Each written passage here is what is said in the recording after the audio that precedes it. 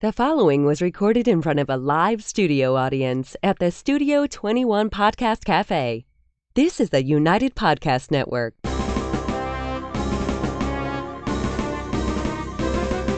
It's time for a crunch or two. It's time for a little something something. It's time for the Snack Authority. The Snack Authority. The authority on snacks. Snacks of all kinds. From the most common and wildly famous to the most obscure and unknown. The Snack Authority. Snacking all the time so you don't have to. Hey guys, welcome back to the Snack Authority, broadcasting live from the Studio 21 Podcast Cafe. The Snack Authority is a weekly podcast where we dig into the history, taste, and flavor of local snacks, national favorites, classic treats, alone or in head-to-head battles. My name is Jess, and with me is my panel of snacking experts, Ed. Yes, that's me. Joe. And Dave. It's me. We're here. I think we're all happy with today's snack, aren't we? I think so. I think everybody's happy. This is old school too. We've But, been on an old thing. We'll have to go new for a while after this. I like the classics. These ones, like when you know something and you're excited for it, there's nothing better. There's a reason why it's still around. Because Yeah. it's that good, as I recall. As Yep. you recall, well, you know how long it's been around. How long has the Zagnut bar been I'm around? going to guess 50 years. Ooh. Well, the Zagnut was launched in 1930. Gee More, whiz. 90 years. Yeah, 90 years. By the D.L. Clark Company. Ah, the clock bar. Right. And so the Clark bar has the same innards with chocolate on the outside. Okay. Which makes it not that dissimilar from a Butterfinger, for example. The old Butterfingers. Yes. So the Clark Company later sold out to Leaf. You remember Leaf? The Leaf Bubblegum Company. Yeah. Yeah. Baseball cards. Yep. But they were acquired in 1996 by Hershey. So this is now a Hershey product. The main ingredients are peanut brittle with cocoa and toasted Smell it. coconut. It's delicious. Oh, Hello, you get a beautiful. lot of that toasted coconut. You do. See, this is a solid treat. This one is one that makes everybody happy. Toasted coconut. I like it. And happiness. But what about the name, no? Where did that come from? Well, from the Zagnut tree? I don't know. Well, the origin of the name is uncertain.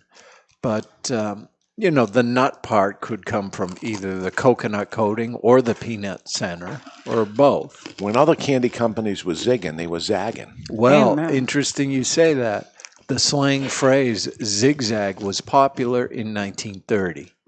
So the zag may have been derived from that. Ah. But they've always had mixed feelings about the name. In the 1960s, Zagnut created a commercial making fun of the name. And wouldn't you know it, I have that commercial right Let's here. hear it. It's because he's the best. So, while I was in Florida, you really picked the name for our new candy bar, huh? The computer picked it, really. Yeah, what is it? I fed in the information how it's just like the Clark bar inside, except that instead of the chocolatey coating, it's got the toasted coconut But thing. what name did the computer pick? Zagnut. Zagnut? Zagnut.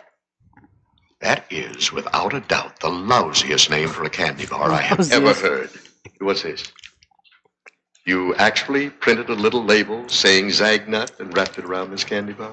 The fact is, we printed a number of little labels and wrapped them around. How many labels? Oh, approximately. How many bars? 15, 20 million. Huh?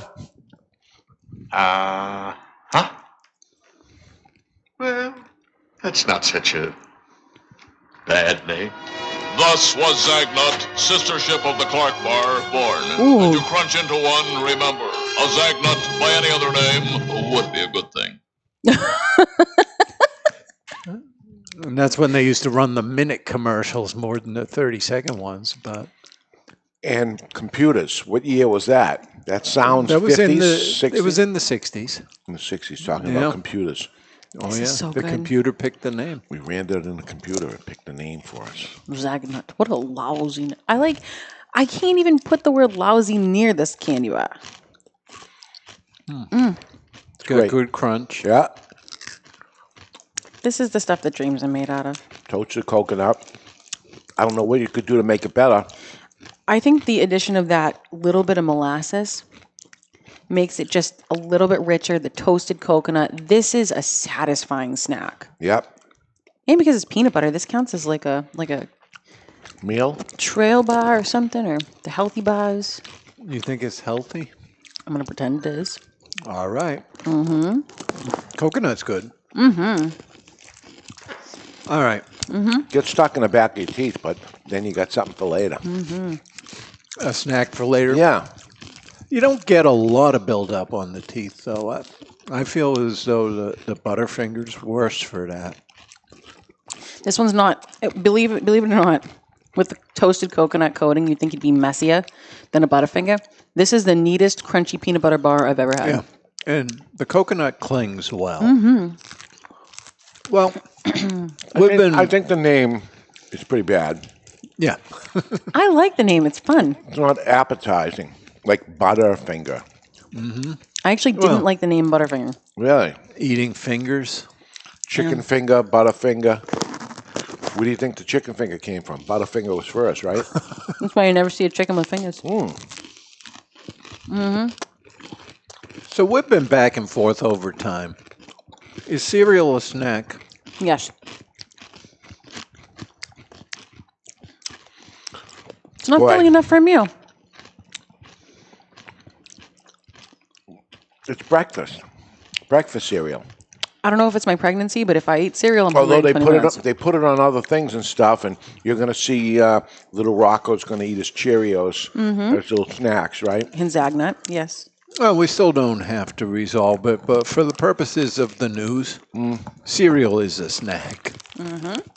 And Kellogg's has created a Frosted Flakes and Fruit Loops mashup cereal.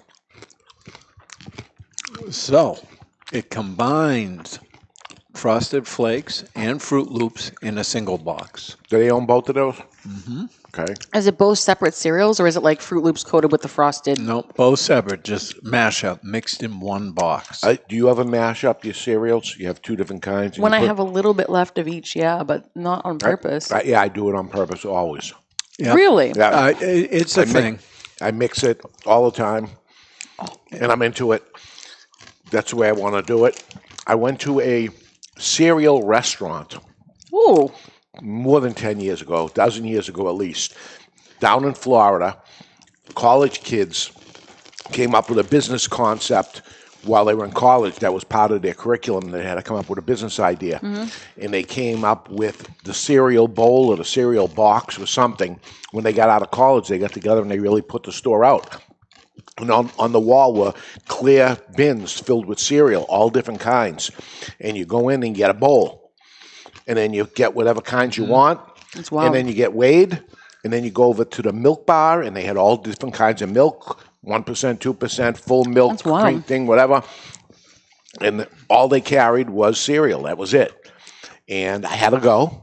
I went down to Florida just to go see it and made some weird combination and sat there and enjoyed it. And it was much like a Starbucks. People had their computer out and they had Crazy. their cup of coffee, eating their bowl of cereal. And I said, this thing is going to be big. The next time I went down to that area, Miami area, gone. And yeah, a lot of the mashup stuff came from colleges, right? So you'd have the breakfast bar out or in the cafeteria with just a bunch of different cereals. So they would start mashing it up. And they just do it themselves, Yeah. you know. I think Cinnamon Toasty Apple Jacks might be a good base to mix with something. Yeah. I always like Cinnamon Toasty Apple Jacks. Cinnamon Toasty Apple Jacks? It was from their commercial. So I'll tell you why that I do it. Say I end up liking something that's a very sugary cereal, and I don't want all that much. Then I take something like a cornflakes, Yep. not sugary, Right. and then I add the, let's say, Frosted Flakes. Yeah. So Uh-huh. you got 50-50, so it's almost like half-calf, decaf, right? Yeah. You don't want a decaf, but you don't want full caffeine. Right. So you do that, and that's how I would be to sugary cereal to... So you could kind of cut it down. Cut your Captain Crunch with some grape nuts or Yeah. something. Yeah. Although I'm not sure about that. Yeah, I one. don't know about grape nuts either. They're not grape or nuts. I always had a problem with that name. I always thought it might be fish tank gravel. It's sort of. I've never eaten fish tank gravel, but I don't know that they taste the same. It's not taste, it's texture. There is a grape nut ice cream that you can get locally. Yeah, a lot of places make it. I think we should try it with Zagnut on top. Like right now? I'm not going to be opposed. I just put down a Zagnut bar like it was a bad habit. I've never ordered the grape nut ice cream anywhere. Do you eat the whole Zagnut bar? I did. Me too. Me too. Got any more? Yeah. We're not even that close to the end of the show, and we already finished our Zagnut. Yeah. Those are good. So there's the rating right there. That You don't need to know more.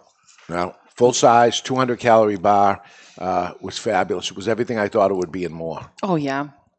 The texture on these is nice. I have nothing stuck in my teeth right now.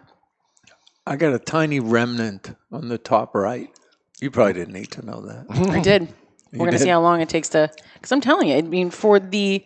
Yeah, for what it is, Yeah. as a brittle kind of thing, you really don't get a lot of remnants. The salt on this, for me, there's a little hit of salt. So whenever there's so much sweet, that little bit of salt is magical.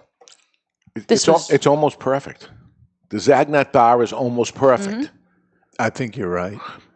And the Clark bar is that, but it's just chocolate on the top and there's no coconut. Yeah, do you think I ought to get some of those for another show? I wouldn't say no. I think so. You know, I think you'd have to get both because I think you would have to compare. You just want that Zagnut again. It's a good theory, yeah. But which one is better? Because that is as perfect as it's going to get. Right. Now I'd like to try the Clark bar and say, is it perfect? But if this is weeks from now, then I have to. You're Should right. have another Zagnut. And we have to break them in half and do analysis on the center fillings to make sure they Yes. look the same. Yes. All right, we're Yeah. going to do Somebody that. has to do it, so it might as well be the Snack Authority. Because we're dedicated, not because we love Yeah, Zagnut. we're doing it for you, not for us. Well, It's for you. For Selfless. you. Jess, how do you feel about Lunchables? From what I remember, they were tasty as a kid, and Yeah. I haven't had one in quite a few years. They weren't around for me and Dave, the No. whole Lunchable thing, but they're going to be selling sweet snack combos in flavors like dirt cake and s'mores. So here's another throwback for you. You remember Dunkaroos? Yeah, I love Dunkaroos. So I think Lunchables is ripping off Dunkaroos. I don't know what that is. Oh, Dunkaroos were kind of little packets. And they have of frosting. cookie and cookies. frosting. So you would dip the frosting Oh, all right. or dip the cookie in the frosting. Remember the cheese and cracker? This Oh, is yeah. way better. Yeah. Right, it's that with the Yeah, little but stick. And the cheese was never soft enough to right. really No, effectively. as soon as you put it on, you broke the cracker, and that was it. Then you have to go try to pull the shrapnel out of the cheese. Right. But I think with the frosting product, it's softer and you can actually dunk without destroying. Don't they have a Dunkaroo it. Nutella with the little? Yeah. They have Nutella and they have Oreos now. They have Oreo stick cookies that you dip into the frosting. There we go. But Dunkaroos may have been the innovator in this space. But it looks like Lunchables is a similar concept, but they got, cookie dunks, dirt cake. S'mores dippers come with honey graham cracker sticks, marshmallow cream, and mini chocolate chips. It sounds good, but isn't Lunchable supposed to be like what you pack as a lunch? Yeah, now it's not lunch, it's just snacks. Snackables. Why don't they call them snackables? Oh, look at this. All right, I'm just throwing it out there. You gotta stop giving these away for free. I know, they're free things. Well- Snackables, and then you have Lunchables. The people that remember the Lunchables will go to the Snackables. Then you get the drinkables. Drinkables. Oh, my God. There we go. There's no end to this, really.